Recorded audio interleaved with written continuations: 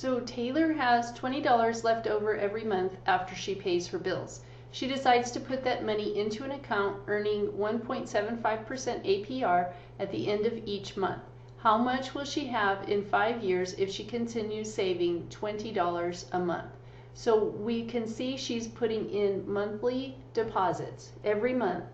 And so that tells me right away you make N deposits a year. She's making $20 deposits 12 times a year. So we need to use the annuities formula to find out how much she has.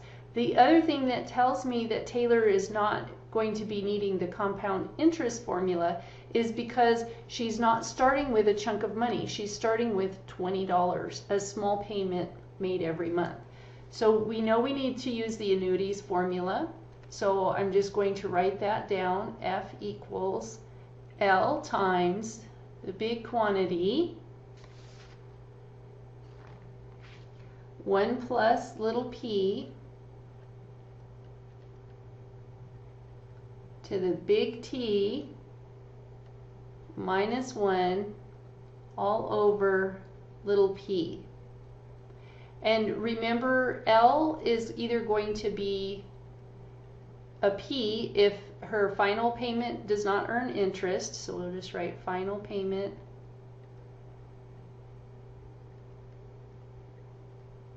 earns no interest.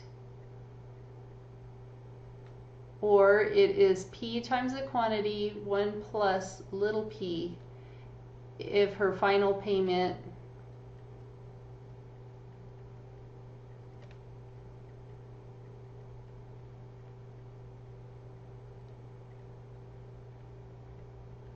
does earn interest.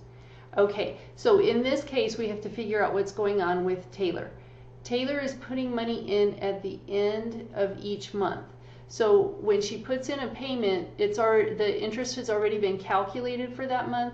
So we can assume that her final payment would go in on the end of the month. She would not gain interest for that month. So we'll say she won't get interest on her final payment. So we'll just use the regular P instead of the L. So I can rewrite and plug in values. I don't know what her future value is going to be, so I'll leave that. I do know what her P is, her payment, her principal, what she's starting with is $20 every month. And then I know 1 plus the little p, remember, is the periodic rate, and so that's R over N. And in this case, the R is 1.75, so 0.0175 divided by N, and her N is monthly, so that's going to be 12. And I'll get a value there. Let's get rid of this so we can see our calculator.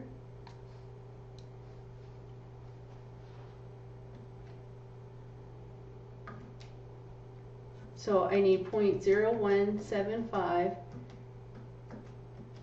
divided by 12. I accidentally pushed times, so I just multiplied by 1 because it doesn't change my value at all. So it's 0.075 times 1 is just 0.0175, and then I'll divide by 12. So there's divided by 12, and it's 0.00145. And it goes on. Now, if that's my little p, that's what goes in here. I want to store it. Maybe I'll just store it in X on this calculator. So I'll just store in X. So I push store and then X, and it sticks it into the X position for me. I will also write on my work that this is where I put it so I don't forget, and put a circle around it so I know it's not a variable. And then that needs to be raised to the capital T. Now my capital T, remember, is the number of payments that she will make all together. And to find that, we can do N times little t, which would be, N is 12 because it's 12 months in a year times 5 years. So how many payments would she make in 5 years? That'll be 60 payments. So that'll be raised to the 60th power here, minus 1. The whole thing divided by my little p, which I have stored in the X bin. Okay, ready to go back to my calculator. I have my value for the P sitting on my calculator so I can add 1 to it. So let me show you with my little pointer here. I'm right here. I want to add 1 to the X, what's in the X, so I just say plus 1 because that value is sitting there on my calculator. So I add 1 to it. Now I have 1.004 or 1405, etc.